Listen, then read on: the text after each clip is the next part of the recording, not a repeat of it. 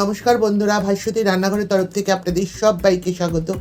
আজ আবার চলে এসেছি একটা নতুন রেসিপি নিয়ে। আজকে আপনাদের করে দেখাবো ঘরোয়া উপকরণ দিয়ে সহজেই তৈরি করা যায় অসাধারণ চিলি ফিশ। আজকে সেটাই আমি আপনাদেরকে তৈরি করে দেখাচ্ছি। চলুন দেখা যাক কিভাবে আমি রেসিপিটি করি।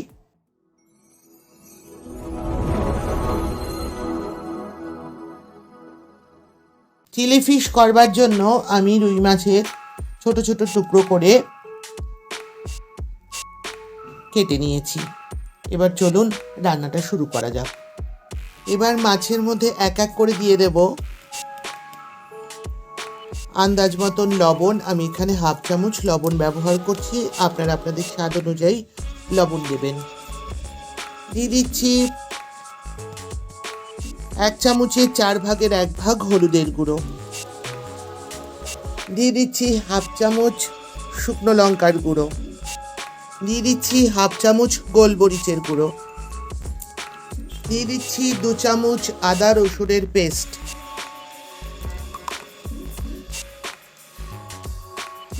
দিয়ে দিচ্ছি 1 চামচ ভিনিগার। এটা আপনারা ভিনিগারের বদলে লেবুর রসও ব্যবহার করতে পারেন। দিয়ে দিচ্ছি একটা ডিম ভেঙে।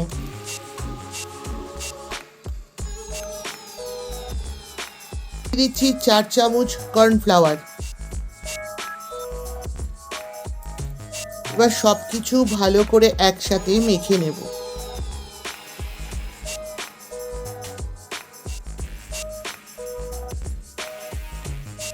সবকিছু দিয়ে মাছটাকে ভালো করে ম্যারিনেট করা হয়ে গেছে। এবার আমি ম্যারিনেট করা অবস্থায় মাছটা আধ ঘন্টা রেখে দেবো একটা ঢাকা দিয়ে।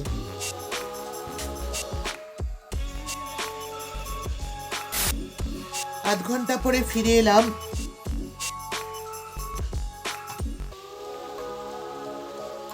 দেখুন বন্ধুরা, কি সুন্দর মাছটা ম্যারিনেট করা হয়ে গেছে। এবার আমি এর উপর দিয়ে একটু সাদা তেল দিয়ে দিচ্ছি।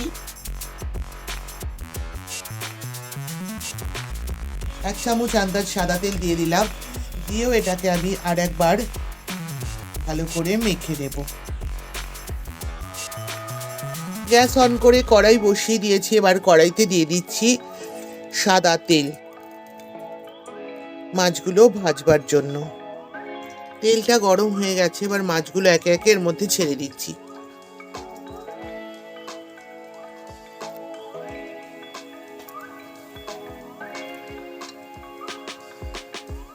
সব মাছগুলো এক এক করে ছেড়ে দিচ্ছি, কিন্তু সবগুলো মাছে একবারে দিলাম না। প্রথম ব্যাচে এগুলোই দিলাম, তারপরে বাকিগুলো দেব। মাছগুলো আলতো হাতে একটু উল্টে দেব।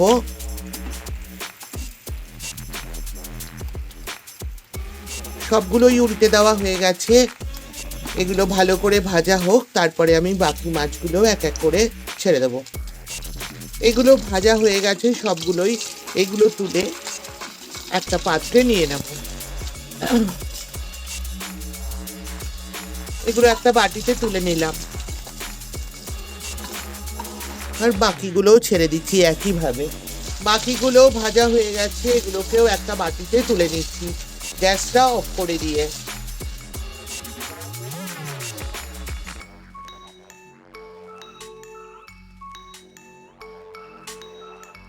সবগুলো মাছই ভাজা হয়ে গেছে।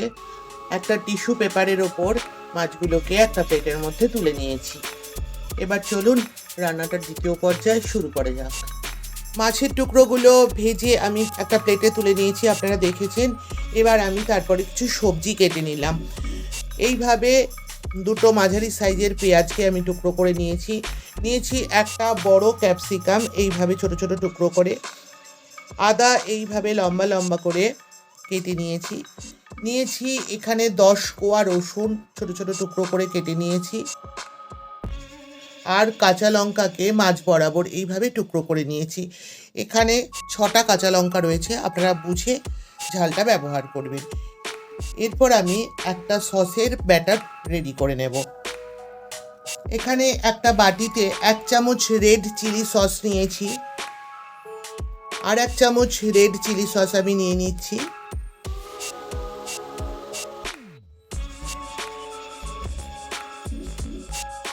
1 চামচ সয়া সস নিয়ে নিচ্ছি 2 চামচ টমেটো সস, 1 চামচ,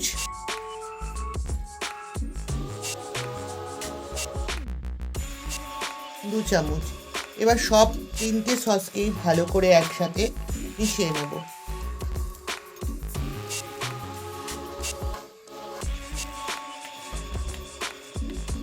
তিনটে সসকেই ভালো করে মিশিয়ে নিয়েছি। আর নেব 1 চামচ হোয়াইট ভিনিগার, দিয়ে দিচ্ছি 1 চামচ ভিনিগার। এবার ভিনিগারটাও এর সাথে ভালো করে একসাথে মিশিয়ে নিচ্ছি। সসের ব্যাটারটাও রেডি হয়ে গেল, তার কারণ যাতে রান্নাটা যখন আমি শুরু করব তাতে বেশি করে যেন কোনোটাই কুক না হয়ে যায়, তাই জন্য আমি সব জিনিসগুলোই আগে রেডি করে নিলাম। চলুন এবার রান্নাটা শুরু করি। গ্যাসটা অন করে নিয়েছি ওই কড়াইটার মধ্যে, যেটার মধ্যে আমি মাছটা ভেজেছিলাম। তেলটা একটু গরম হয়ে গেলে আমি প্রথমে দিয়ে দিচ্ছি কোচানো রসুনটা। রসুনটা একটু ভাজা ভাজা করে নিচ্ছি। খুব একটা আদা কুচিটা দিয়ে দিচ্ছি, কুচিয়ে রাখা লঙ্কা, জাস্ট সামান্য একটু নাড়াচাড়া করেই এর মধ্যে দিয়ে দিচ্ছি পেঁয়াজটা।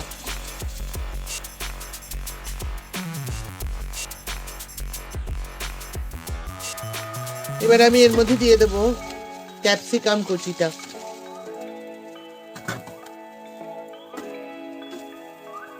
সবগুলো একটু কাল নাড়াচাড়া করে নেব।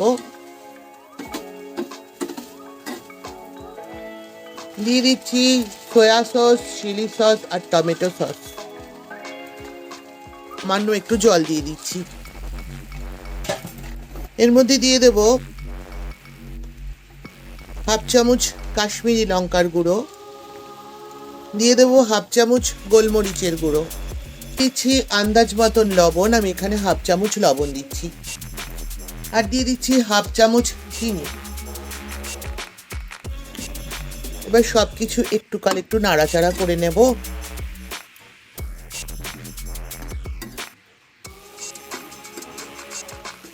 এবার আমি দিয়ে দেব ভেজে রাখা মাছের টুকরোগুলো।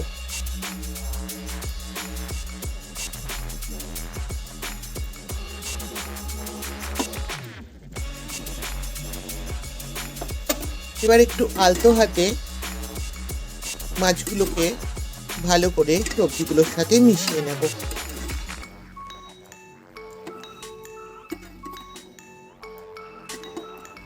এবার একটা ঢাকনা দিয়ে দিচ্ছি, 2 মিনিট পর ফিরে আসছি। 2 মিনিট পর ফিরে এলাম বন্ধুরা।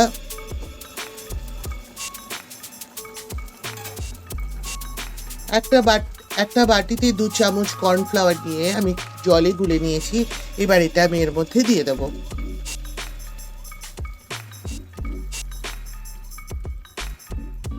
এবার এটা কিছুক্ষণ রান্না হতে থাকুক। এখন আর আমি ঢাকা দেব না, তারপরে আমি ফিরে আসছি। পুরো 2 মিনিট রান্না হওয়ার পর আমি ফিরে এলাম। রান্নাটা অলমোস্ট হয়ে গেছে। এবার আমি একটা ঢাকা দিয়ে দেব। ঢাকা দিয়ে গ্যাসটা অফ করে দিচ্ছি। 2 মিনিট স্ট্যান্ডিং টাইমে থাকুক। 2 মিনিট পর আমি গরম গরম পরিবেশন করছি। রেডি হয়ে গেল গরমা গরম চিলি ফিশ।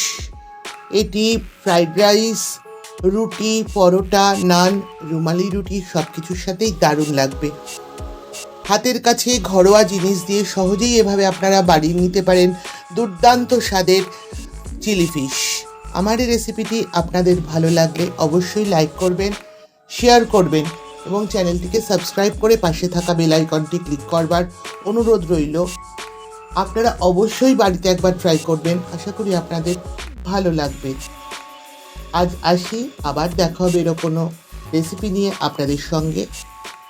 ভালো থাকবেন, সুস্থ থাকবেন, টাটা।